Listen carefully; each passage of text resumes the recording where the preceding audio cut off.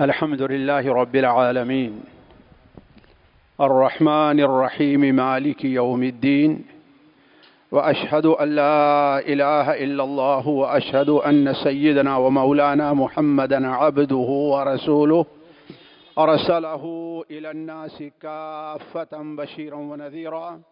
أما بعد، فإن خير الحديث كتاب الله وخير الهدي هدي محمد صلى الله عليه وسلم وشر الأمور محدثاتها وكل محدثة بدعة وكل بدعة ضلالة وكل ضلالة في النار.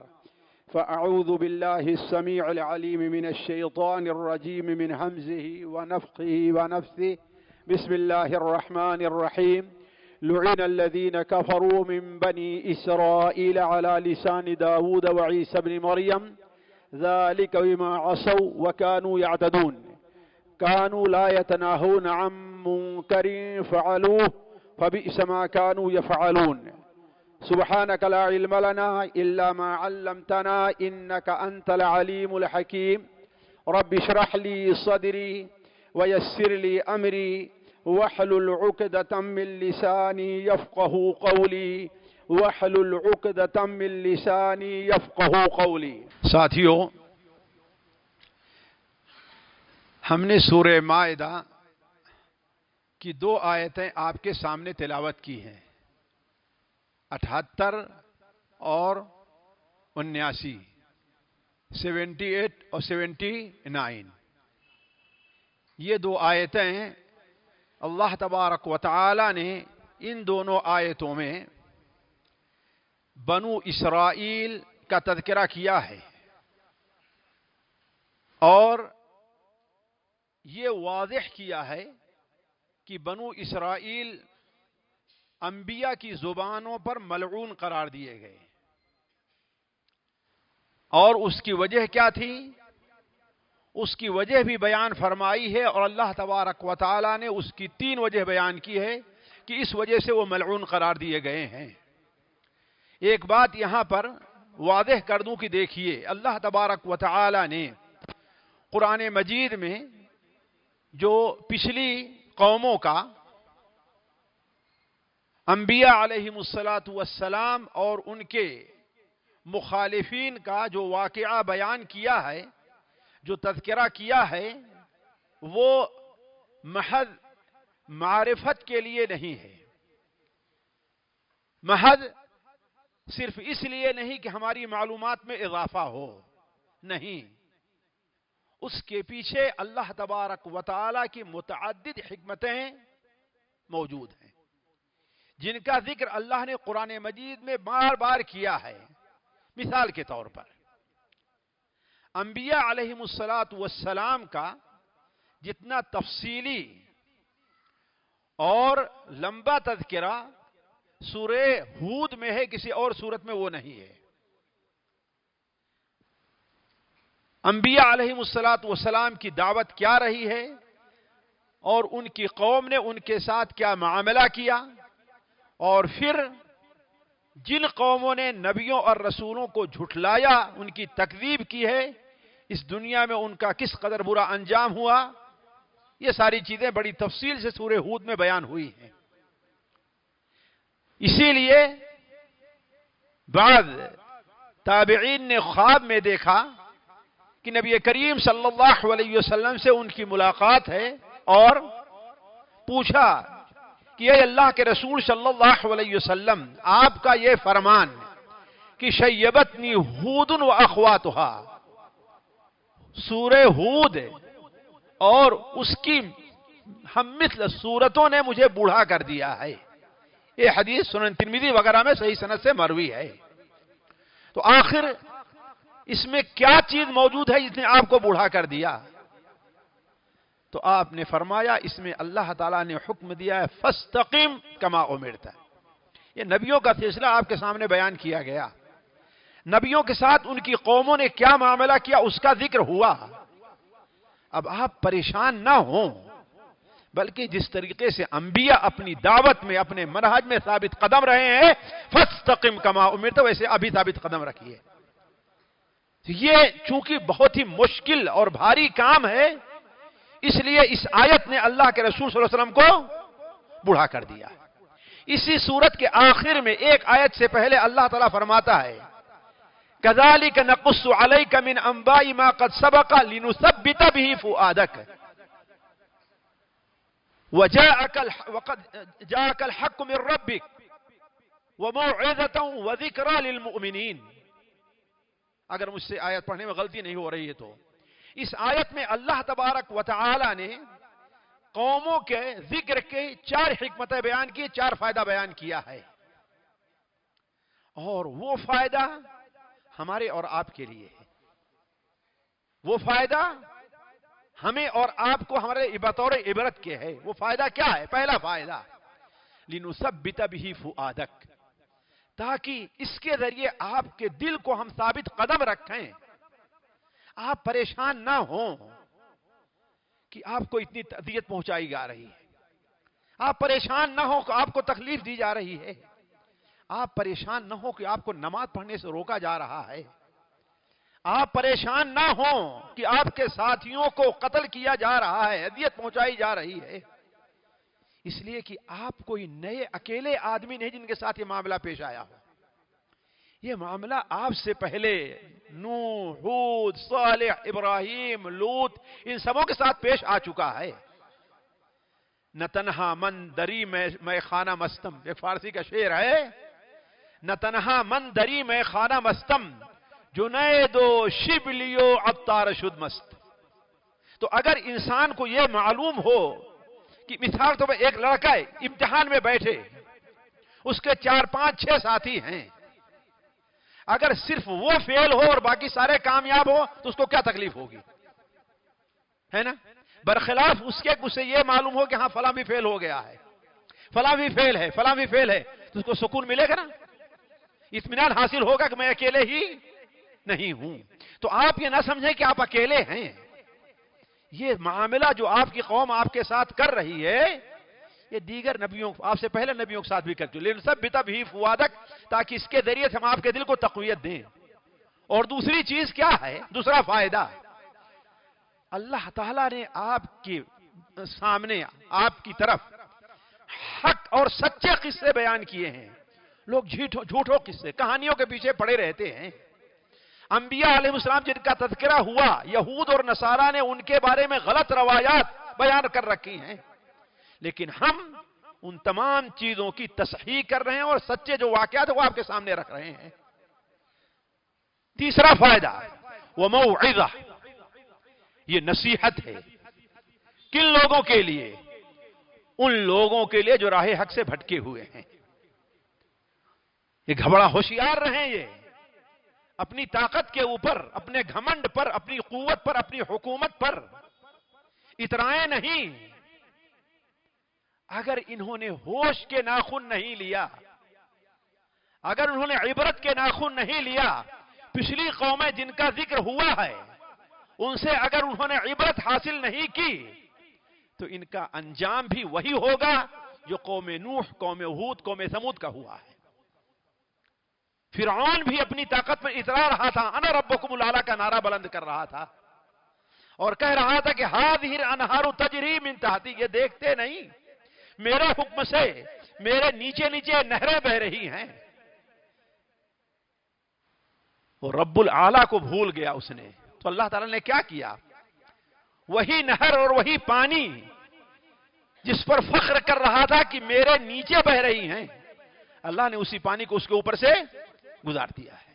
ہوا کہ نہیں ہوا؟ تو یہ لوگ عبرت حاصل کریں، ورنہ ان کا انجام بھی ان لوگوں سے برا اور اچھا نہیں ہوگا جیسے اس کا انجام ہوا برا ہوا.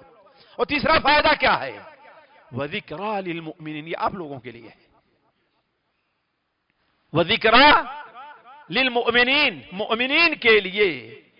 یہ یاد رکھنے کی بات ہے، نصیحت کا معاملہ ہے کہ مومنین بھی غور کریں کہ کہیں ہم ان کافروں اور بدبختوں کی مشابہت نہ اختیار کر لیں، نبی کی مخالفت کرنے میں، بدعتیں ایجاد کرنے میں، کفر کرنے میں، شرک کرنے میں، دین حق سے تجاوز کرنے میں، امر بالمعروف نہی عن المنکر کا فریضہ ترک کرنے میں.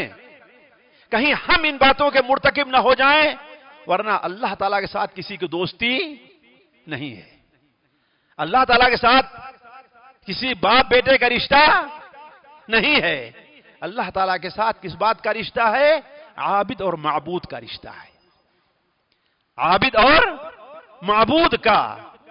جب معبود کی عبادت عابد صحیح طور پر نہیں کرے گا تو اللہ کسی کو بخشتا نہیں ہے۔ تو یہ 4 فائدے اس آیت کے اندر اللہ تعالیٰ نے بیان کیا ہے، پچھلی امتوں کے واقعات کو بیان کرنے کا۔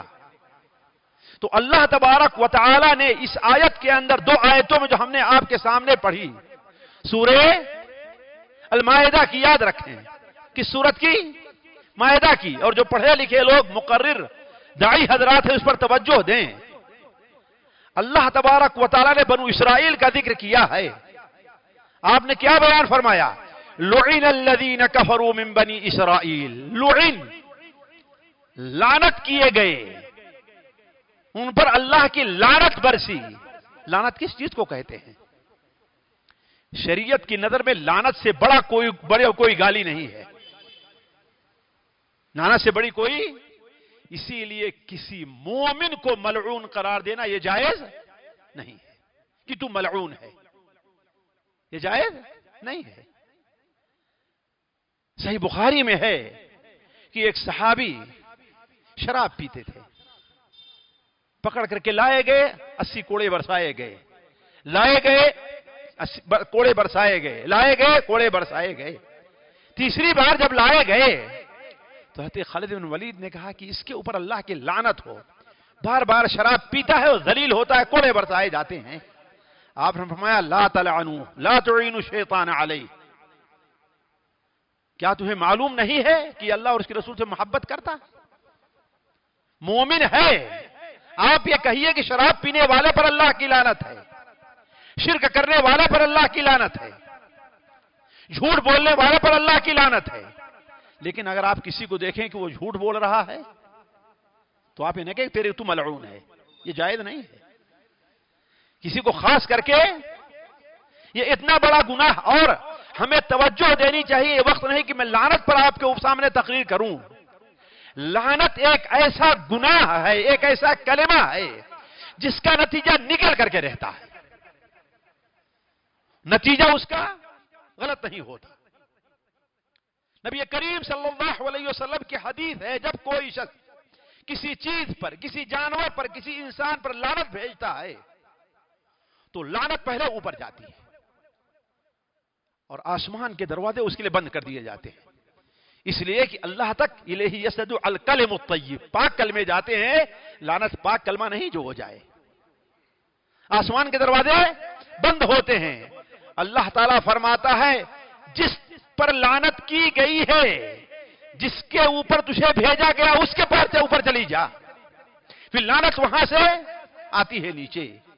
یہ ہمارا کہنا نہیں ہے، کس کا کہنا ہے؟ نبی کریم صلی اللہ علیہ وسلم کا فرمان ہے، صحیح حدیث ہے، میں ضعیف حدیثیں نہیں بیان کرتا۔ تو لعنت اس کے پاس آتی ہے، اگر وہ شخص لعنت کا مستحق نہ ٹھہرا یا کوئی اس کے اندر نیکی ایسی پائی جا رہی ہے جو اس لعنت کو دور کر دے رہی ہے۔ جیسے یہ صحابی، یہ اللہ اور اس کے رسول سے محبت کرتے تھے، اور محبت کے یہ عالم تھا ساتھیوں کہ آپ لوگ ہنسیں گے کہ یہ بھی کوئی محبت کے یہ عالم تھا کہ بازار میں گھومتے جاتے رہتے، کوئی چیز بازار میں بک رہی ہے، کھانے کی، پہننے کی، انہیں اچھی لگتی تو وہ کہتے کہ اللہ کے رسول کو اسے استعمال کرنا چاہیے، اسے کھانا چاہیے۔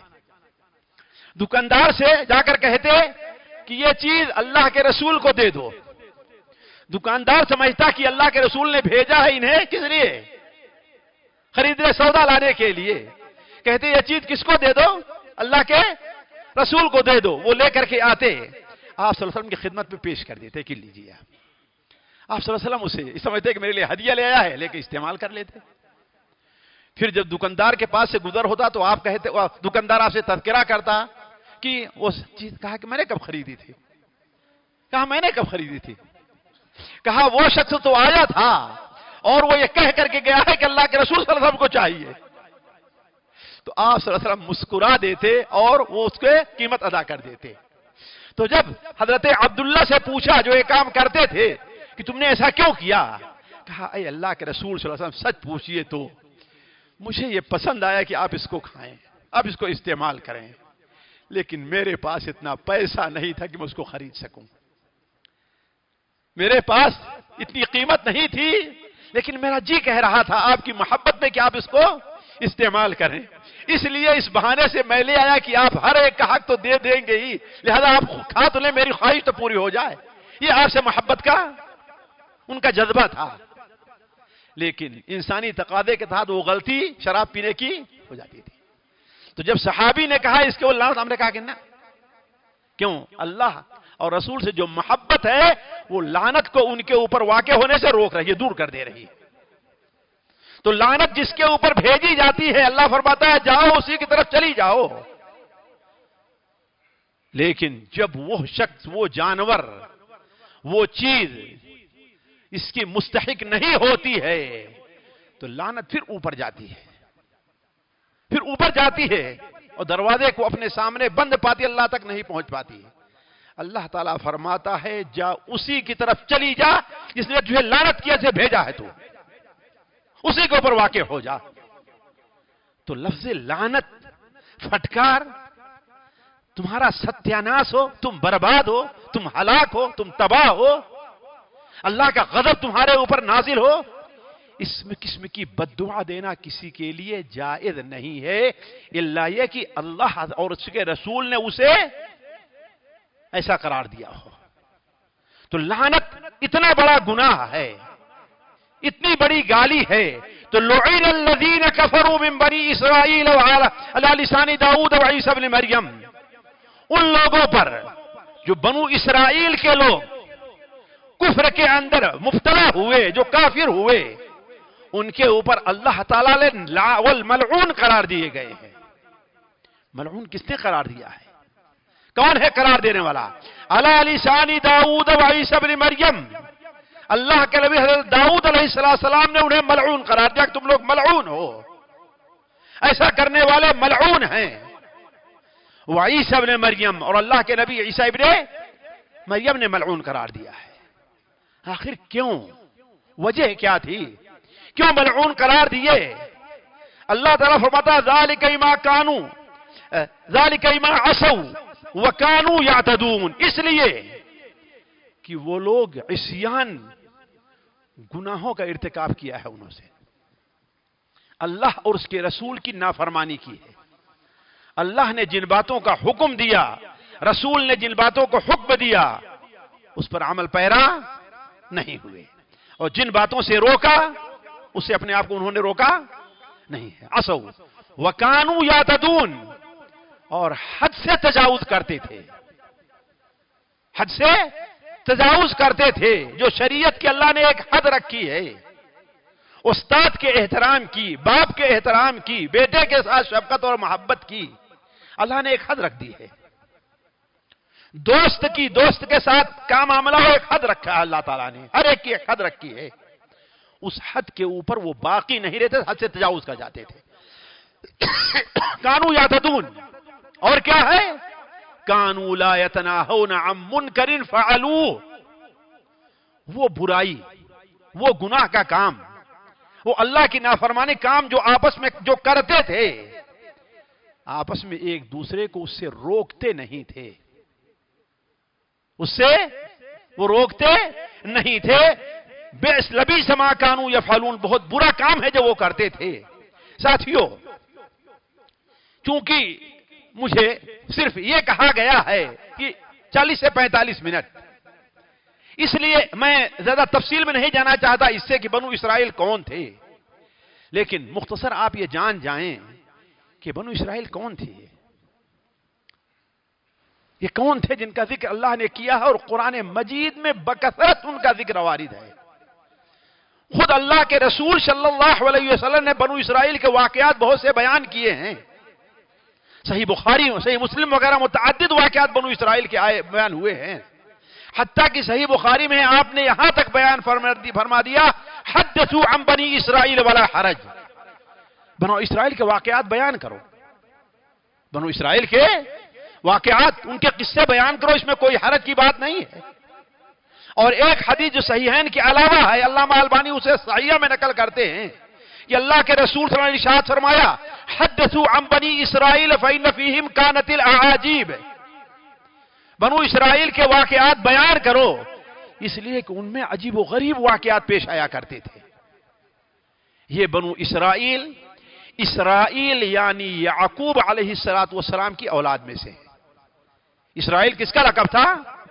یعقوب علیہ السلام جو حضرت ابراہیم علیہ السلام کے پوتے تھے، یعقوب بن اسحاق بن ابراہیم علیہ السلام ان کے پوتے تھے۔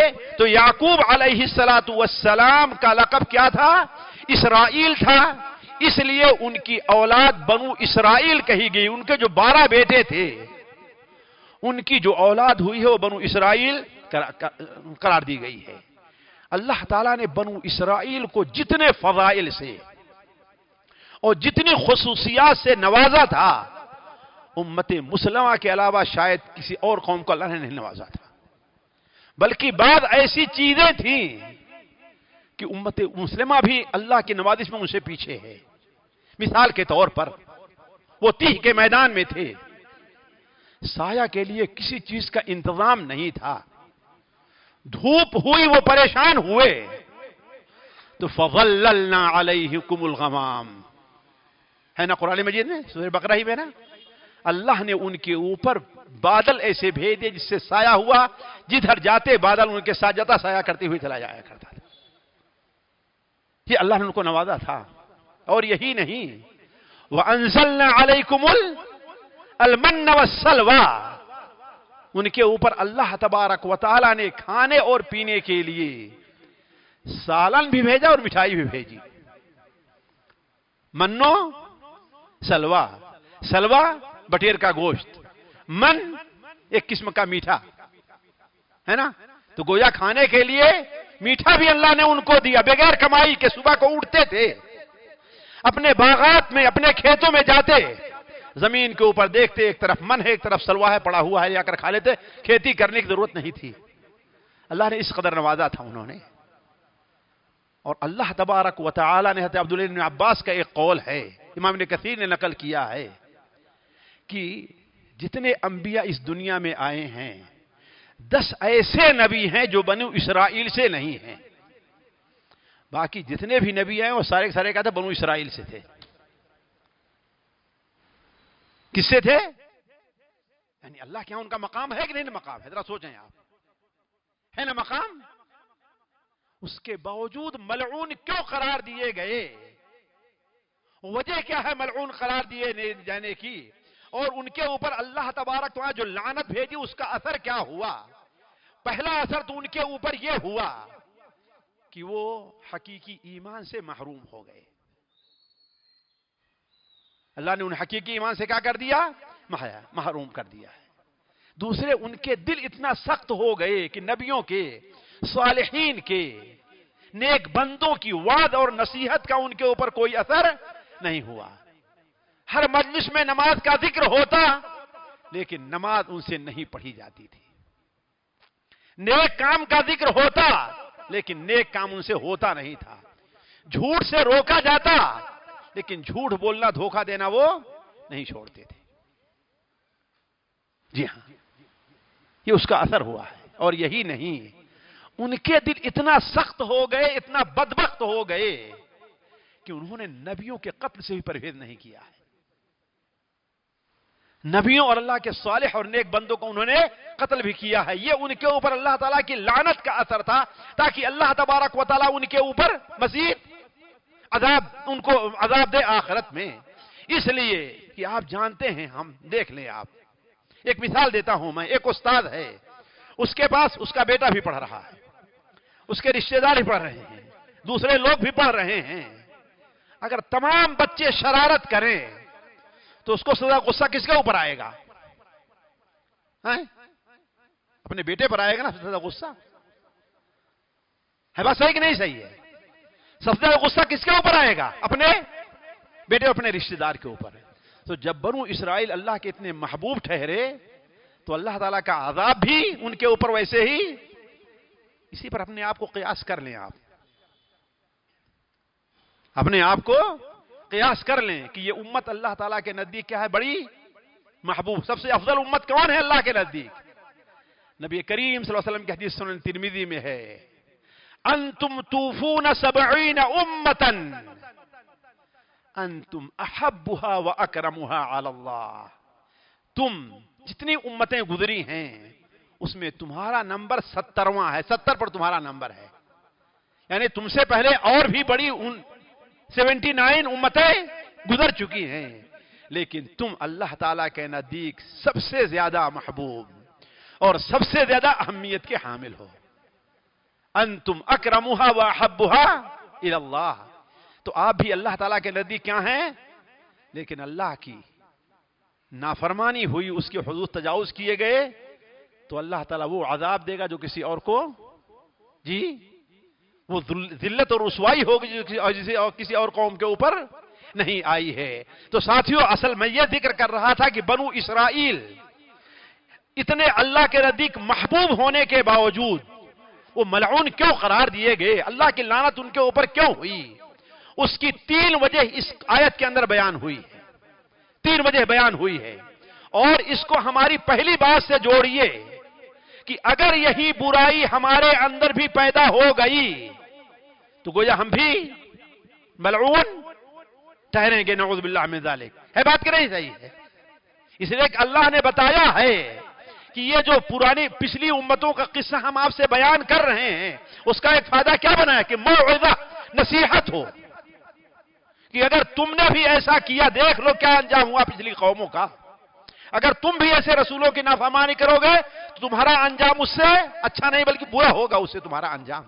تو اگر ہمارے اندر یہ 3 برائیاں پائی گئی جو اس آیت کے اندر بنو اسرائیل کی لعنت کی بیان کی گئی ہیں، تو گویا ہم بھی اللہ کی لعنت کے، اور جہاں پر اللہ کی لعنت ہمارے اوپر آ جائے گی، اللہ کی قسم ساتھیوں، دنیا کی کوئی طاقت، دنیا کی کوئی قوت ہمیں بچا نہیں سکتی، ہماری مدد نہیں کر سکتی. جس کے ساتھ اللہ نہیں ہوگا اس کے ساتھ اس کا انجام کیا ہوگا دیکھتے ہیں. تو اسی بات پر ہم اور آپ غور کریں، اور یہی چیز میں آپ کے سامنے رکھنا چاہتا ہوں اس مجلس کے اندر کہ بنو اسرائیل پر لعنت کے اسباب کیا ہیں. پہلی چیز کیا ہے ساتھیوں؟ گناہ کرنا. پہلی چیز کیا ہے؟ گناہ کرنا. ذالک بما عصوا، اس وجہ سے کہ وہ عصیان یعنی نافرمانی گناہ کے مرتکب ہوتے تھے. گناہ ہے کیا چیز؟ گناہ کس کو کہتے ہیں؟ اللہ تعالیٰ نے جن باتوں کا حکم دیا ہے وہ باتیں بندہ نہ کرے، اور اللہ نے جن باتوں سے منع کیا ہے ان باتوں کو کرے. یہی اللہ کی نافرمانی ہے نا شیخ؟ اللہ نے حکم دیا کہ نماز پڑھو، نماز نہ پڑھیں تو گناہ ہے. اللہ تعالیٰ نے حکم دیا جماعت میں حاضر ہو، جماعت میں حاضر نہ ہو تو کیا ہے؟ ہم گناہ کر رہے ہیں. اللہ نے حکم دیا جھوٹ نہ بولو، ہم جھوٹ بولیں تو ہم کیا کر رہے ہیں؟ گناہ کر رہے ہیں. یہ گناہ بہت آسان سا کام ہے. یعنی اللہ تعالیٰ نے جن باتوں کا حکم دیا اس کے اوپر عمل نہ کیا جائے، اور اگر اس کا انکار کیا ہے تو کفر ہوگا. یہ کیا ہوگا؟ سب سے بڑا گناہ کفر ہو جائے گا. یہاں اس کی بات نہیں ہے. جن باتوں کا اللہ تعالیٰ نے حکم دیا ہمیں، ہم اس کے اوپر عمل نہ کریں، اسے بجا نہ لائیں، اور جن باتوں سے اللہ اور اس کے رسول نے روکا ہے ان باتوں کا ہم ارتکاب کریں، یہی چیز گناہ ہے. اور پھر یہی گناہ آپ جانتے ہیں گناہ صغیرہ بھی ہوتا ہے اور گناہ کبیرہ ہوتا ہے. کچھ گناہ حقوق اللہ سے تعلق رہے، کچھ گناہ حقوق العباد سے تعلق رکھتے ہیں. سارے کے سارے گناہ اسی میں داخل ہیں. اور گناہ ایک ایسی چیز ہے جس کی وجہ سے بندہ اللہ کی غضب، اللہ کی ناراضگی اور اللہ کی لعنت کا مستحق ٹھہرتا ہے. اسی لیے اس حدیث کے اوپر غور کریں جو نبی کریم صلی اللہ علیہ وسلم نے حضرت معاذ بن جبل کو اور حضرت ابو موسیٰ اشعری دیگر صحابہ کو کی تھی. اس کے اندر آخر میں ہے ایاک والمعصیہ فإن بالمعصیۃ حل سخط اللہ. اللہ کی نافرمانی سے بچتے رہنا، گناہ کرنے سے بچتے رہنا. اس لیے کہ بندہ جب گناہ کرتا ہے تو اللہ تبارک و تعالیٰ کا غضب، اللہ تعالیٰ کے ناراضگی اس کے اوپر اب وارد ہو جاتی ہے، حلال ہو جاتی ہے۔ اور ذرا سوچیے حضرت نوح علیہ السلام کے قوم کو کیوں ہلاک کیا گیا؟ قوم سمود کیوں ہلاک ہوئی؟ قوم عاد کیوں ہلاک ہوئی؟ فرعون کیوں ڈوبا ہے سمندریا کے اندر؟ وجہ کیا تھی؟ فَكُلًّا أَخَذْنَا بِذَنبِهِ فَكُلًّا أَخَذْنَا بِذَنبِهِ ہود کو، عاد کو، فرعون کو، قارون کو، سمود کو ہم نے کیوں پکڑا ہے؟ فَكُلًّا أَخَذْنَا بِذَنبِهِ ہر ایک کو ان کے گناہوں کے بعد ہم نے پکڑا ہے۔ اور علماء اس موقع پر آپ کے سامنے وہ حدیث بیان کرتے ہوں گے جو سنن ابن ماجہ کے اندر آتے عبداللہ ابن عمر سے ہے کہ خمس بخمس، 5 قسم کے عذاب 5 قسم کے گناہوں سے آیا کرتے ہیں۔ وہ 5 قسم کے گناہ کیا ہیں؟ جب کوئی قوم بے حیائی کو اپنے اندر عام کر لے، یہاں تک کہ اس کو سر عام کیا جائے، بازاروں میں، پارکوں میں، ہر جگہ وہ برائی عام ہو، اور اس کی برائی لوگوں کے دلوں سے دھیرے دھیرے ختم ہو جائے۔ آج آدھا کپڑے پہنے ہوئے کوئی لڑکی باہر جاتی ہے تو ہمیں سے بہت سے لوگ سمجھتے ہیں کہ ہاں بھائی یہ کوئی غلط کام کر رہی ہے۔ تو برائی اگر عام ہو جائے، آج یہ برائی تو ہے ساتھیوں، مصیبت یہ ہے، مصیبت ہے کہ یہ بے حیائی، زنا، فواحش، یہ منکر چیزیں ہمارے جیبوں اور ہمارے بستروں تک پہنچ چکے ہیں۔ یہ چیزیں یہ غلط کہہ رہا ہوں میں؟ کتنے لوگ ہیں ان کا شمار دینداروں میں ہے، حاجی صاحب میں ہے، مولانا صاحب میں ہے، اور بھی جب بستر میں اکیلے جاتے ہیں، جب موبائل اٹھاتے ہیں تو جی اس قسم چیزیں دیکھنے سے پرہیز ہے۔ بات صحیح کہ نہیں صحیح ہے؟ تو وَلَمْ تَظْهُرِ الْفَاحِشَةُ فِي قَوْمٍ حَتَّى يُعْلَنُوا بِهَا، جب بھی بے حیائی، یہ زنا اور اس سے متعلقہ چیزیں کسی قوم میں عام ہو جائیں، یہاں تک کہ اس کا اعلان کرنا شروع کر دے لوگ، تو اللہ تعالیٰ ان پر ایسی بیماریاں مسلط کرتا ہے جو بیماریاں پہلے سنی نہیں گئی تھی۔ آج سے 5 سال 6 سال پہلے کورونا وائرس سنا تھا آپ لوگوں نے جی، جس نے ساری دنیا کی ساری طاقت، پوری ٹیکنالوجی کو بالکل ٹھپ کر کے رکھ دیا ہے کہ نہیں؟ اتنی ٹیکنالوجی ترقی کر گیا ہے انسان، لیکن کیا ہو گئی ساری ترقیاں؟ بڑے بڑے ملکوں کی ترقیاں کیا ہو گئی؟ بالکل ٹھپ ہو کر کے رہ گئی۔ ہوا ہے کہ نہیں ہوا ہمارے آپ کے سامنے ہی؟ اگر اس سے پہلے کوئی بیان کرتا شاید آپ کی تصدیق بھی نہ کرتے۔ حتیٰ کہ حرم شریف کے اندر اس کا طواف بند ہو گیا ہے، جو جب سے مکہ مکرمہ فتح ہوا ہے آج تک کبھی رکا نہیں تھا طواف اس کا۔ حتیٰ کہ قرامطہ نے جب حملہ کیا ہے، عرفہ کا دن تھا، حاجی اور عمرہ کرنے والے طواف کرتے تھے، وہ قتل کرتے تھے، لیکن پھر بھی طواف نہیں رکا ہے وہاں پر۔ لیکن کورونا وائرس میں جی ایک لطیفہ سناؤں آپ کو، اگرچہ وقت زیادہ ہو رہا ہے۔ سعودیہ کے ایک بہت بڑے عالم ہیں شیخ عبد الکریم الخضیر حفظہ اللہ، وہ بیان کرتے ہیں کہ آج سے 20 سال پہلے ایک شخص نے خواب دیکھا کہ وہ اکیلے بیت اللہ کا، وہ ایسے کچھ دیکھا کہ ایسا اکیلے کر رہا ہے، تو تعبیر بیان کرنے والے نے بیان کیا کہ اس کی تعبیر یہ ہے کہ تو بیت اللہ کا طواف کرے گا، تیرے ساتھ کوئی نہیں ہوگا۔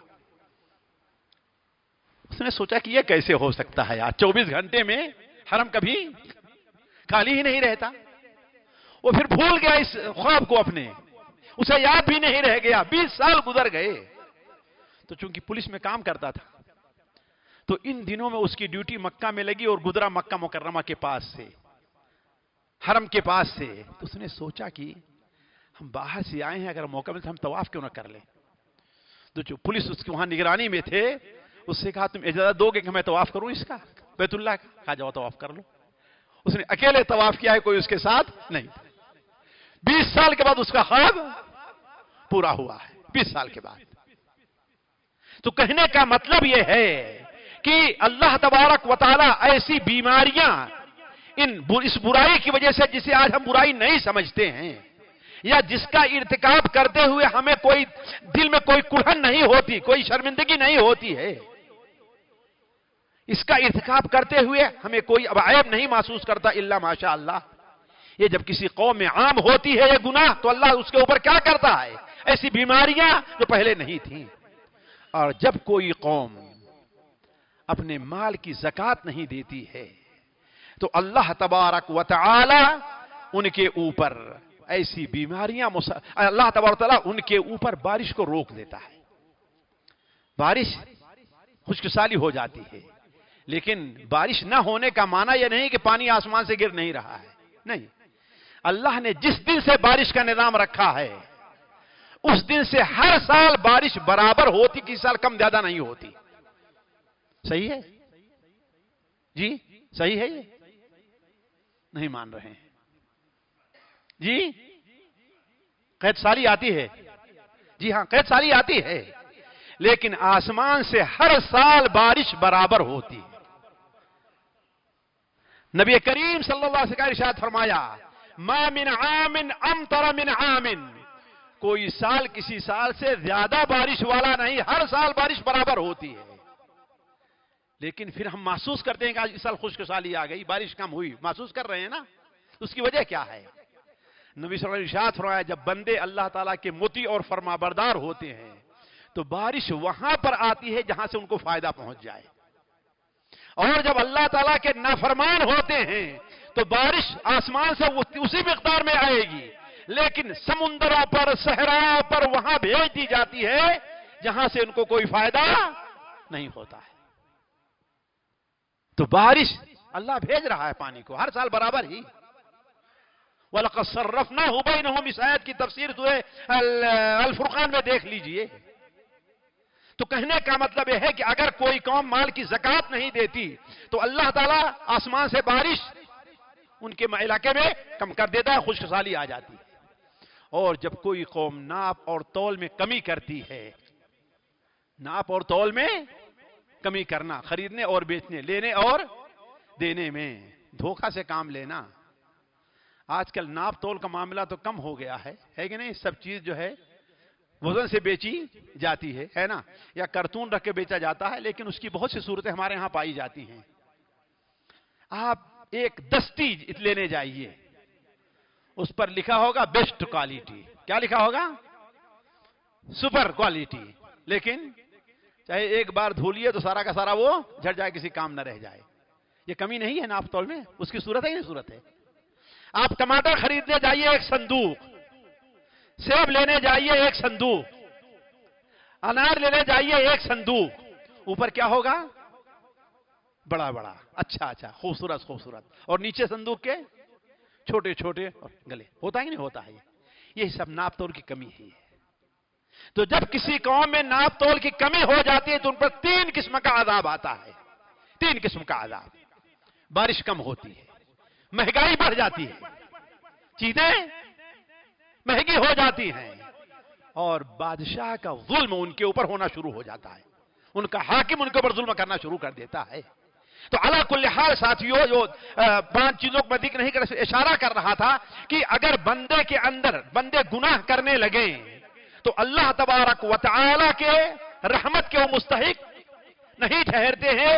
اسی لیے اللہ تعالی نے قرآن مجید میں اپنے نبی کو، ذرا غور کر، نبی صلی اللہ علیہ وسلم کو ایک جگہ نہیں 3 جگہ ان کی زبان پر کہا ہے انی اخاف ان عصیت ربی عذاب یوم عظیم. اگر ہم نے اپنے رب کی مخالفت اور نافرمانی کی تو مجھے دردناک عذاب کا ڈر ہے. یہ کون کہہ رہا ہے؟ نبی صلی اللہ علیہ وسلم کہہ رہے ہیں انی اخاف ان عصیت ربی. سورہ الانعام کے اندر، سورہ یونس کے اندر، اور آخر میں سورہ زمر کے اندر اللہ تعالیٰ فرماتا ہے. اور کرنا یہ ہے کہ دیکھیے تقریباً یہ آیت نمبر تقریباً 15 اور 13 یہی ہے، اس سے آگے کی نہیں ہے. تو تمام صورتوں کے اندر انی اخاف ان عصیت ربی، مجھے ڈر لگ رہا ہے کہ اگر ہم نے اپنے رب کی نافرمانی کی تو اللہ تعالیٰ مجھے دردناک عذاب دے گا. تو جب نبی کا یہ معاملہ، ہمارا معاملہ کیا ہوگا؟ اسی لیے یہ نہیں سوچنا چاہیے کہ ہاں بھائی اگر اللہ نے ہم سے گناہ ہوا، اللہ نے ہمیں اس وقت پکڑا نہیں تو نہ خوش نہ ہو ہم. یہ اللہ تعالیٰ کی طرف سے ڈھیل ہے. تو پہلی وہ چیز جو بنو اسرائیل جس کے مرتکب ہوئے اور ملعون قرار دیے گئے، وہ کیا چیز ہے؟ اللہ کی نافرمانی. نافرمانی کس شکل میں تھی یہ بھی سن لیجئے. شرک کا ارتکاب کیا ہے، ایک دوسرے کا مال ہڑپ کیا ہے. ناجائز طور پر زمین ہڑپ کی ہے دوسرے کی، دوسرے کے گھر کو ہڑپ کیا ہے ناجائز طور پر۔ کانوا یاکلون اموال الناس بالباطل، لوگوں کے مال باطل طریقے سے کھاتے تھے، سود کھانا شروع، واکلہم الربا وقد نہوا عنہ، ملعون کیوں قرار دیے گئے؟ واکلہم الربا، سود کھایا کرتے تھے، حالانکہ سود سے منع کیا جاتا تھا۔ آپس میں لڑائی کرنے سے اور اپنے ساتھیوں کو، اپنے ہم مذہب کو، اپنے ہم نسلوں کو دشمنوں کے حوالے چھوڑ دینے سے، جاؤ مارو، تمہیں مارنا ہے تو ہمیں کیا ہو رہا ہے؟ برساؤ ان کے اوپر میزائل، برساؤ ان کے اوپر بم، ہمیں کیا لینا دینا ہے؟ وہ ہماری بات نہیں مانے، لہذا جائیں ہلاک اور برباد ہوں۔ یہ بھی بنو اسرائیل کا گناہ تھا، یہ بھی گناہ تھا، اس لیے اللہ نے ان کو ملعون قرار دیا۔ ایسے بہت سے گناہ قرآن مجید میں دسیوں اور بیسیوں ان کے گناہ کا ذکر ہے۔ دوسری چیز جس کی وجہ سے وہ ملعون قرار دیے گئے ہیں وہ حد سے تجاوز کرنا ہے، اعتداء۔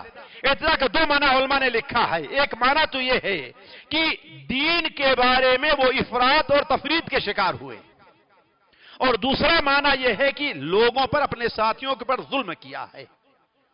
افراط اور تفریط کیا؟ اس کی چند مثالیں لیں۔ مثال کے طور پر انہوں نے اللہ تبارک و تعالی کے احکام کو پامال کیا، اللہ نے جو کرنے کو کہا تھا اس کو بلا دھڑک نڈر چھوڑ دیا کرتے تھے، جس چیز کے احترام کا اللہ نے حکم دیا تھا اس کا احترام نہیں کرتے تھے۔ مثال کے طور پر اللہ تعالیٰ نے بنو اسرائیل کے اوپر مقرر یہ کیا تھا کہ ہفتے کے دن کا احترام کریں۔ غور سے سنیں گے، کہیں ہم اور آپ اس میں مبتلا نہیں ہیں؟ جی مولوی صاحب، کہیں ہم تو مبتلا نہیں ہیں؟ ذرا غور کریں گے، مبتلا ہیں۔ ہفتے کا دن کو وہ کیا کریں؟ احترام کریں۔ اس دن شکار نہیں کرنا ہے، تجارت نہیں کرنی ہے، کھیتی باڑی نہیں کرنی، صرف اللہ کی عبادت کرنا ہے۔ لیکن انہوں نے کیا کام کیا؟ اس کو باقی رکھا؟ جی، کچھ لوگ تو کھلے عام کرنے لگے، اور جس میں بہت سے لوگ جو عقل مند لال بجھکڑ بنتے تھے انہوں نے حیلہ سازی سے کام لیا۔ وہ کیا کام لیا؟ جمعہ کے دن سورج ڈوبنے سے پہلے جال سمندر کے اندر ڈال دیتے تھے، یا دیہات ہمارا پہرا لگا رہا کہتے ہیں وہ گڑھا کھود دیا کرتے تھے کہ ادھر سے پانی آ رہا ہے، تو مچھلیاں آ کر کے گر جایا کرتی تھی۔ سمندر کے اندر اپنا جال ڈالا ہوا ہے، لیکن اس کو کھینچتے کب تھے؟ جب ہفتے کے دن سورج ڈوب جائے تو اس کو کھینچ لیا کرتے۔ ہم نے کس دن شکار کیا بھائی؟ جی، اتوار کے دن شکار کیا، ہفتے کے دن شکار نہیں کیا۔ یہ سبب بنا ہے انہیں کے اوپر لعنت کا، اور ایسی لعنت معمولی نہیں، اللہ نے وہ سور اور بندر بنا دیا، اللہ تعالیٰ نے انہیں سور اور بندر بنا دیا اللہ تعالیٰ نے انہیں۔ اور آپ دیکھیں کہیں ہمارے اندر یہ چیز تو نہیں ہے؟ اللہ نے جمعہ کا احترام کا حکم دیا کہ نہیں حکم دیا ہے؟ قرآن مجید میں اللہ نے فرمایا ہے کہ نہیں فرمایا ہے؟ اذا نودی للصلاة من یوم الجمعہ، جب جمعہ کے دن اذان دے دی جائے نماز کے لیے، کیا فرمایا اللہ نے؟ فسعوا الى ذکر اللہ وذروا البیع، دکان بند کر دو، تجارت چھوڑ دو، خرید و فروخت اب جائز نہیں ہے آپ کے لیے، حرام ہے خرید اور فروخت کرنا، اور بھاگ کے آؤ مسجد طرف۔ لیکن آپ مسلم محلے میں ہیں، یہ ایسا ہوتا ہے؟ دکانیں بند ہوتی ہیں؟ ذرا سوچیں آپ۔ جی، تو یہ اللہ کے حدود کو پامال کرنا ہے کہ نہیں کرنا ہے؟ یہی تو بنو اسرائیل نے کیا تھا نا، اور ہم نے بھی ایک ہیلا بنا لیا ہے۔ وہ کیا؟ بیٹا دکان پر بیٹھے گا، ہے نا، اور ہم یہ جو بغل والی مسجد جہاں اذان ہو رہی ہے ہم یہاں جمعہ پڑھ لیتے ہیں، اور ہم جب جمعہ سے فارغ ہو جائیں گے تو ہم دکان پر جائیں گے اور بیٹا اس مسجد میں جا کر کے نماز پڑھ کر کے آئے گا۔ ایسا ہو رہا ہے کہ نہیں ہو رہا ہے؟ یہ ہیلا سازی ہے کہ نہیں ہیلا سازی ہے؟ یہ بہانہ بازی ہے نا، اللہ کو دھوکہ دے رہا ہے، دھوکہ نہیں دینا ہے یہ۔ اور یہی سبب بنا ہے بنو اسرائیل کے ملعون قرار دیے جانے کا، دشمنوں کے ان کے اوپر غلبے کا، اور سب سے بڑی مصیبت یہ رہی ہے کہ ان کے دل کو سخت کر دیا گیا ہے۔ وَجَعَلْنَا قُلُوبُهُمْ قَاسِيَةً، ہم نے ان کے دلوں کو سخت کر دیا، نصیحت کا، وعظ کا ان کے اوپر کوئی اثر نہیں ہوا کرتا تھا، ایسا لگا کہ اس کان سے سنا اس کان سے نکال دیا۔ اور یہی نہیں، فَأَغْرَيْنَا بَيْنَهُمُ الْعَدَاوَةَ وَالْبَغْضَاءَ، ہم نے ان کے اندر آپس میں ایک دوسرے کو لڑا دیا، دشمنی پیدا کر دی، ایک دوسرے سے نفرت پیدا کر دی ہے۔ اور یہ آج ہمارے مسلمانوں میں ہے کہ نہیں ہے؟ کیوں؟ اسی اللہ تعالیٰ کے حکم سے تجاوز کرنے کی وجہ سے ہے۔ دوسری چیز بنو اسرائیل کیا کیا کرتے تھے؟ انبیاء اور صالحین کے بارے میں غلو کیا کرتے تھے. اللہ نے انبیاء کا بڑا اونچا مقام رکھا ہے، صالحین نیک لوگوں کا بڑا اونچا مقام رکھا ہے، لیکن ان کا مقام اللہ کے مقام کو نہیں پہنچا. آج مسلمانوں کی کتنی بڑی جماعت ہے، اللہ کی قسم اگر مثال غلط نہیں ہے تو ان کے نزدیک اللہ تعالیٰ کی مثال وہی ہے جو ہمارے ملکوں میں صدر جمہوریہ کی ہے. کہنے کا سب سے بڑا ہے وہ، ہے نا، سب سے زیادہ تنخواہ لیتا ہے وہ، سب سے زیادہ عزت ہے وہ، لیکن اس کے ہاتھ میں جی کچھ ہے، اس کے ہاتھ میں کوئی پاور نہیں ہے نا. یہی ہمارا حال کس کو اللہ تعالیٰ کے بارے میں ہم نے کیا ہے؟ سارا پاور کس کو دے دیا ہے؟ ہم نے غوث اعظم کو دے دیا ہے کہ اللہ تعالیٰ اگر کسی کی روح قبض بھی کرنا چاہتا ہے، اگر غوث چاہ لے تو جی روح نہیں قبض ہو سکتی ہے کہ نہیں؟ تو گویا اللہ کے پاس کوئی پاور نہیں ہے. تو آج ہم نے انبیاء اور صلحاء کو اس مقام پر پہنچا دیا ہے جیسا کہ بنو اسرائیل نے ایسا کیا تھا جو مقام ان کا نہیں ہے. حضرت ام سلمہ رضی اللہ تعالیٰ عنہ بیان کرتی ہیں کہ اللہ کے رسول صلی اللہ علیہ وسلم، صحیح بخاری میں ہے کہ اللہ کے رسول صلی اللہ علیہ وسلم کے پاس وہ آئیں، حالانکہ وہ ان عورتوں میں جو حبشہ ہجرت کرنے گئیں. کہا اے اللہ کے رسول صلی اللہ علیہ وسلم، ہم نے حبشہ میں عجیب بات دیکھی ہے. کہا وہ کیا دیکھا ہے؟ کہا ایک کنیسہ تھا جس کا نام ماریا ہے. صحیح بخاری میں یہ حدیث ہے. ایک کنیسہ جس کا نام کیا ہے؟ ماریا ہے. اس کنیسے کے اندر ہم نے دیکھا کہ بڑی بڑی تصویریں لگی ہوئی ہیں، مریم کی تصویر ہے، عیسیٰ کی تصویر ہے، فلاں کی ہے، فلاں کی ہے، اور لوگ اس کو سجدہ اور پوجتے اور سجدہ کرتے ہیں. تو آپ صلی اللہ علیہ وسلم نے ارشاد فرمایا اولئک قوم اذا مات فیہم العبد الصالح والرجل الصالح، یہ وہ لوگ ہیں اگر ان میں کوئی نیک آدمی، کوئی نیک بندہ اگر فوت ہو جاتا تو اسے دفن کر کے اس کی قبر کے اوپر مسجد بنا لیا کرتے تھے. کیا کرتے تھے؟ مسجد بنا لیا کرتے تھے اور اس کے اندر یہ صورتیں بنا کر کے رکھتے تھے. تو کہنے کا مطلب یہ ہے کہ بنو اسرائیل میں جو حد سے تجاوز کرنے کی صورت پائی جاتی تھی کیا ہے؟ نبیوں اور ولیوں کے بارے میں غلو سے کام لینا. اسی طریقے سے ان کی ایک برائی یہ بھی تھی کہ دین کے اندر بدعتیں ایجاد کرنا. بنو اسرائیل میں کیا تھا؟ دین میں بدعتیں ایجاد کرنا. وقت نہیں کہ میں تفصیل سے آپ کے سامنے رکھوں. بہت سی بدعتیں دین میں انہوں نے ایجاد کر جیسے کہ آج ہماری امت کے اندر ہے. یہ سبب بھی نیا بنا ہے ان کے اوپر ملعون قرار دینے کا. علی کل حال آخری چیز میں آتا ہوں. ان کے اندر جو پہلی غلطی کیا تھی؟ وہ گناہ کرنا تھا. دوسری غلطی کیا تھی؟ دین کے بارے میں حد سے تجاوز کرنا تھا. تیسری غلطی ان کی کیا تھی؟ کان کھول کر کے سنیں. اب جگر تھام کے بیٹھو، میری باری آئی جو اصل میں بیان کرنا چاہتا ہوں. اور الا ماشاء اللہ شاید میں بھی اس برائی سے بچا ہوا نہیں ہوں.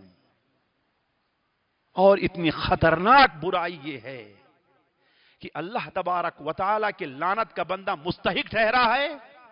اللہ ایسے لوگوں کی دعائیں قبول نہیں کرتا. اللہ تعالیٰ ایسی قوم کی مدد نہیں کرتا. وہ کون سی برائی ہے؟ برائی ہے کون سی؟ جی بھلائی کا حکم دینا اور برائی سے روکنا، اس کام کو چھوڑ دینا. کانوا لا يتناهون عن منکر فعلوه ہے. قرآن ہے شاید کہ اور کچھ پڑھ رہا ہوں میں؟ تورات انجیل تو نہیں پڑھ رہا ہوں، ہے تو قرآن ہی نا. کانوا لا يتناهون عن منکر فعلوه ملعون کیوں قرار دیے گئے؟ اس لیے کہ جو برائی وہ کرتے تھے ایک دوسرے کو روکتے نہیں تھے. وہ روکتے نہیں تھے.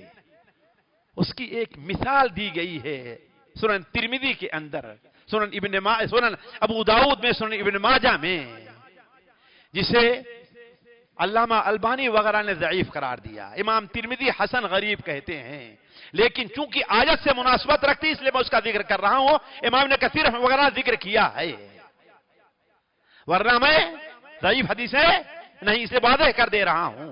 حضرت عبداللہ مسعود بیان فرماتے ہیں کہ نبی کریم صلی اللہ علیہ وسلم نے ارشاد فرمایا، جی سوچئے کہیں ہمارے اندر یہ برائی تو نہیں ہے بنو اسرائیل میں جو پہلی خرابی پیدا ہوئی تھی وہ یہ تھی کہ ایک آدمی گناہ کا کام کرتا ہوتا تھا، مولوی صاحب کا، عالم کا ان کے پاس سے گزر ہوتا اور وہ کہتے بھائی یہ کام نہ کرو، یہ کام کرنے کا نہیں ہے، نماز ہو رہی ہے، دکان کھلی ہے، کہتے بھائی جماعت ہو رہی ہے، جماعت سے نماز پڑھنا ضروری ہے، آؤ چلو جماعت پڑھنے کے لیے۔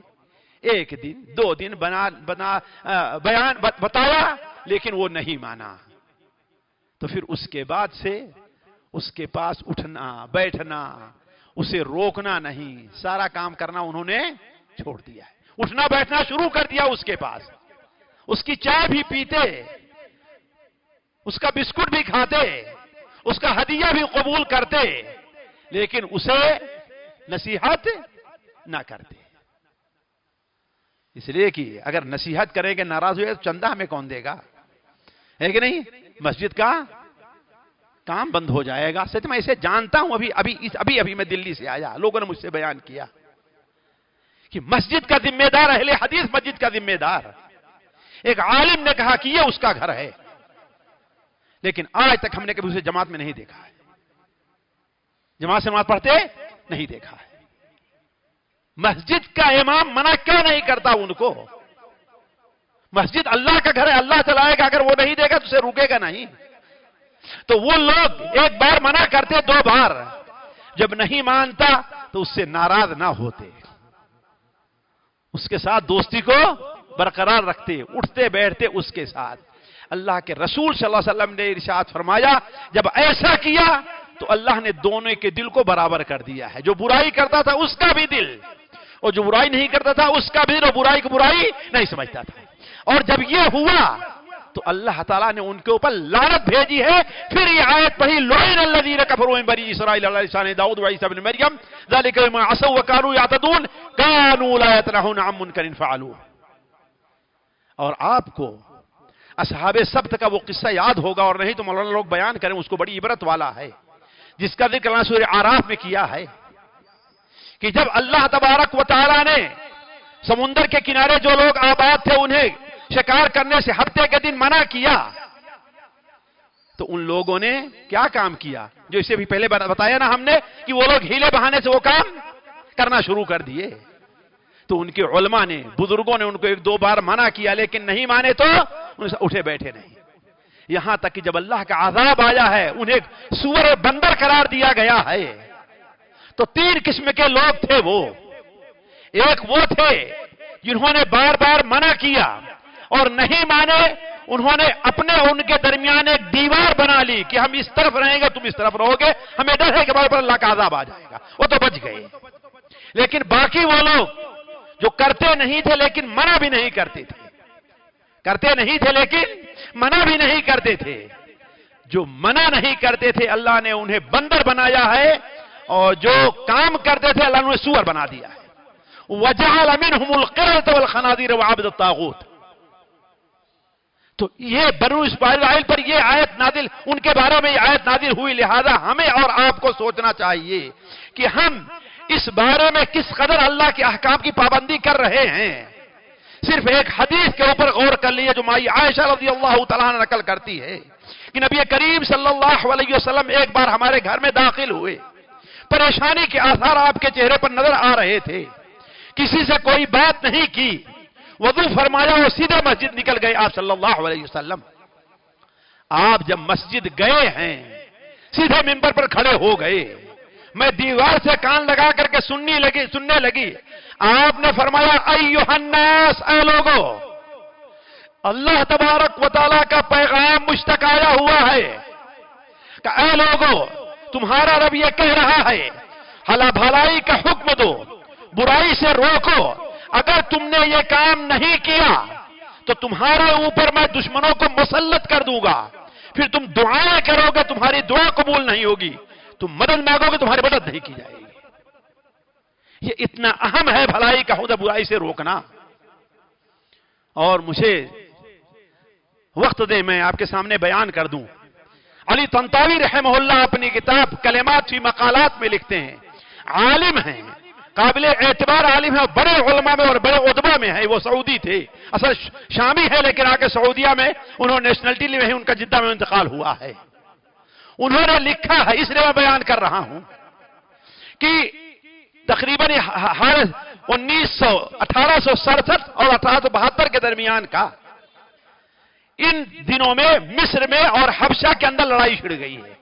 حبشہ جسے آج ایتھوپیا کہا جاتا ہے، لڑائی چھڑ گئی جس میں مصر کی فوج کو ہار ہونے لگی۔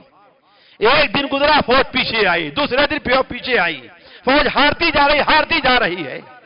مصر کا حاکم جو ظالم بادشاہ تھا اسماعیل بادشاہ، یہ وہ ظالم ہے جس نے مملکت توحید درعیہ کی اینٹ بجا دی تھی اس شخص نے، اور شیخ محمد عبد الوہاب رحمہ اللہ ان کے بیٹے عبداللہ کو قبرستان میں کھڑا کر کے توپ کے سامنے رکھا اور اڑا دیا تھا اس نے۔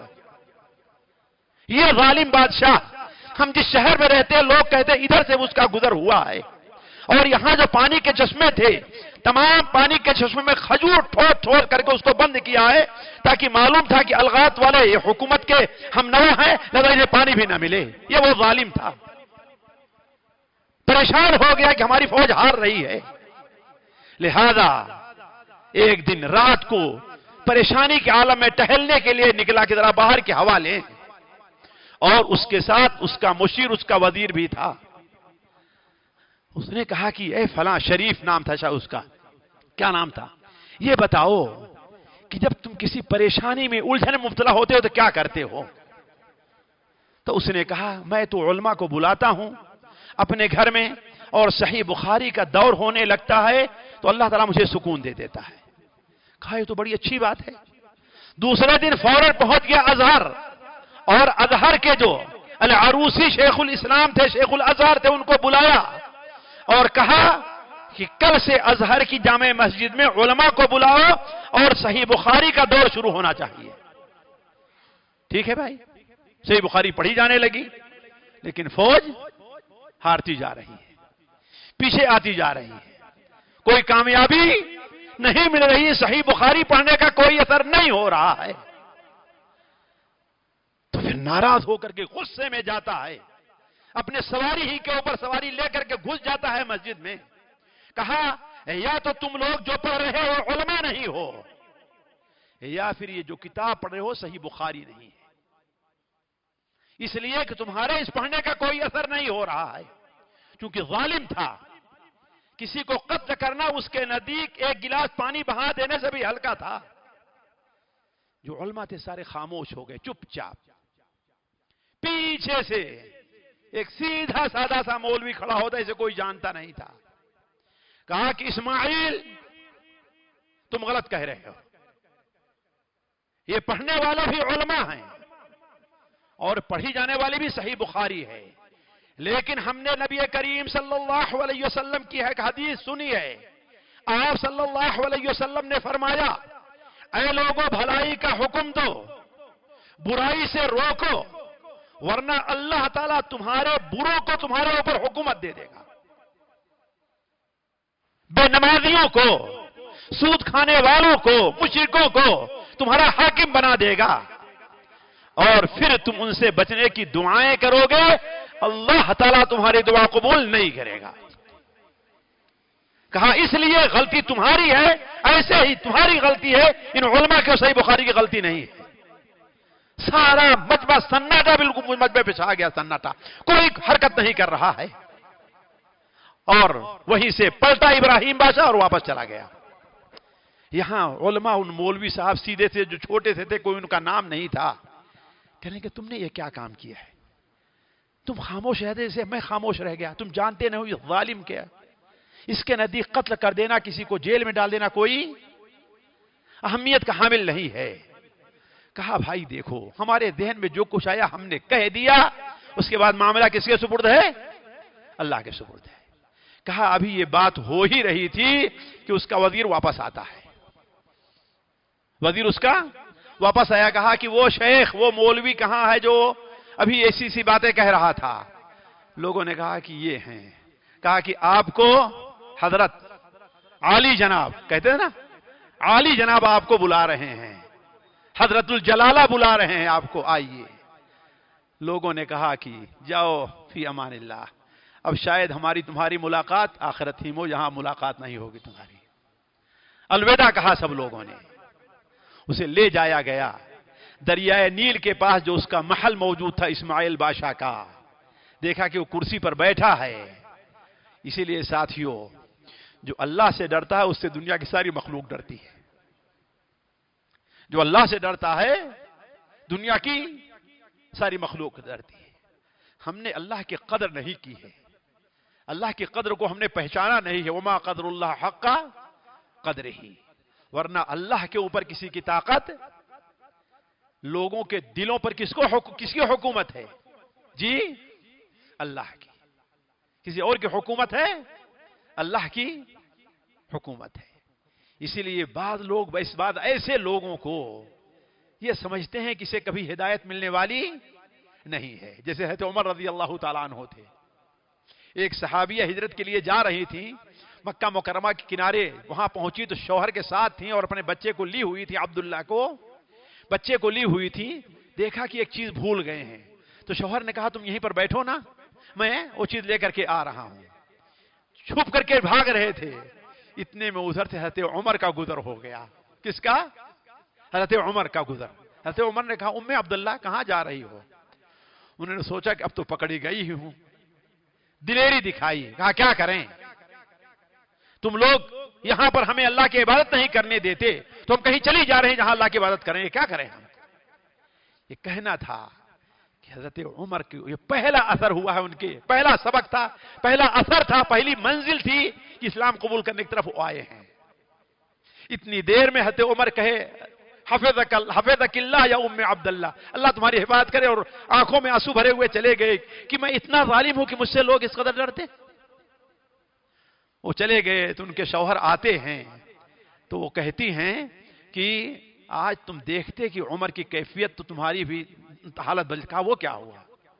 کہا آج ایسا ایسا ہوا اور ہمیں کہا حفظک اللہ یا ام عبداللہ۔ تو کہا اچھا تو یہ سمجھتی کہ عمر مسلمان ہو جائے گا؟ تو سمجھتی کہ عمر اسلام لے آئے گا؟ خطاب کا گدھا تو مسلمان ہو سکتا ہے لیکن خطاب کا بیٹا مسلمان نہیں ہو سکتا۔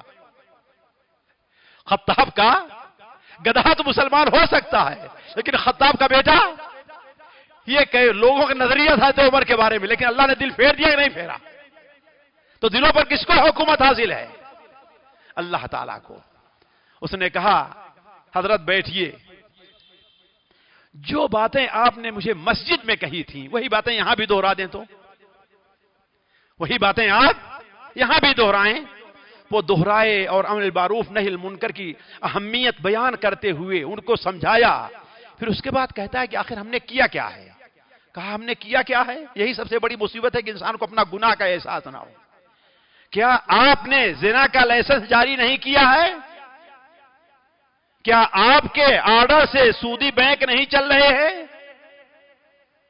کیا شراب کھانے آپ کے آرڈر کے بغیر کھلے ہوئے ہیں؟ یہ سب ہے کہ نہیں ہے؟ کہا بھائی ہم کر ہی کیا سکتے ہیں، ہمارا معاملہ کس کے ساتھ ہو گیا ہے؟ اہل یورپ فرانس اور ان کے ساتھ ہو گیا، ان کے یہاں یہ تہذیب ہے۔ تو کہا پھر اس میں صحیح بخاری کی کیا غلطی اور علماء کی کیا غلطی ہے؟ یہ تمہاری اپنی غلطیاں ہیں، یہ گناہ کے کام ہیں، اور امر بالمعروف نہی عن المنکر کا فریضہ تمہارے یہاں ادا نہیں ہو رہا ہے تو تمہارے اوپر مصیبت تو آئے گی ہی، تمہارے اوپر تو مصیبت آئے گی۔ اور کہا صحیح بخاری کب اس لیے نازل ہوئی تو اس کو پڑھا جائے کہ برکت ہوگی؟ صحیح بخاری کی باتوں پر عمل کرنا برکت کا سبب ہے، نہ کہ صحیح بخاری کا پڑھنا برکت کا سبب ہے۔ تو عرض کرنے کا مقصد یہ ہے ساتھیوں کہ امر بالمعروف اور نہی عن المنکر یہ بڑا اہم فریضہ ہے، بڑا اہم فریضہ ہے۔ ہر شخص کو اس کے اوپر عمل کرنے کی کوشش کرنی چاہیے، اور جو اتنا اہم فریضہ ہے، ایک مثال دے کر میں اپنی بات ختم کر رہا ہوں، کتنا اہم فریضہ ہے۔ امام نووی رحمہ اللہ لکھتے ہیں کہ اگر 3 آدمی بیٹھ کے شراب پی رہے ہیں، کیا کر رہے ہیں؟ قرآن نہیں پڑھ رہے ہیں، کیا کر رہے ہیں؟ شراب پی رہے ہیں، تو کہا ہر ایک پر واجب ہے تینوں میں سے دوسرے کو منع کرے۔ امر بالمعروف نہی عن المنکر کی اہمیت کو سمجھیے، یہ ایمان کی نشانی ہے۔ من رأى منكم منكرا فليغيره بيده فمن لم يستطع فبلسانه ومن لم يستطع بقلبه وذلك اضعف الایمان. ہے کہ نہیں؟ ایمان کی نشانی ہے نا. امام نووی نے کہا اگر 3 آدمی بیٹھ کے شراب پی رہے ہیں تو ہر ایک پر واجب ہے کہ دوسرے کو منع کرے. اگر نہیں منع کرتا تو سب پر 2 گناہ ہوں گے. 2 گناہ ہوں گے. کون سے گناہ؟ شراب پینے کا اور برائی سے نہ روکنے کا. اور اگر منع کر دیتے ہیں ایک دوسرے کو تو ایک گناہ ہوگا ان کے اوپر. اب اس سے سمجھیں کہ امر بالمعروف نہی عن المنکر کی فریضے کی کتنی اہمیت ہے ہمارے ہاں. اللہ تعالیٰ سے دعا ہے کہ اللہ تعالیٰ ہمیں اور آپ کو ان اسباب سے محفوظ رکھے جو اللہ تعالیٰ کے لعنت کا سبب بنے. اللہ تعالیٰ ہمیں گناہوں سے پاک کرے. اللہ تعالیٰ ہمیں دین کے بارے میں حد سے تجاوز کرنے سے محفوظ رکھے. اللہ تعالیٰ ہماری قوم کے اندر امر بالمعروف اور نہی عن المنکر کا فریضہ اور اس شعیرے کو ادا کرنے کی اللہ تعالیٰ لوگوں کو توفیق عطا فرمائے. اللہ تعالیٰ ہمارا آپ کا یہاں پر جمع ہونا قبول فرمائے. یہاں جمع ہونے کی برکت سے اللہ ہمارا آپ گناہوں کو معاف فرمائے. ہمیں جو پریشان حال ہے اللہ ان کی پریشانی کو دور فرمائے. جو بیمار ہیں اللہ رب العالمین انہیں شفا عطا فرمائے. جو کسی مشکل میں ہیں اللہ تعالیٰ ان کی مشکل کو آسان کرے. سبحانک اللہم و بحمدک اشہد ان لا الہ الا انت استغفرک و اتوب الیک.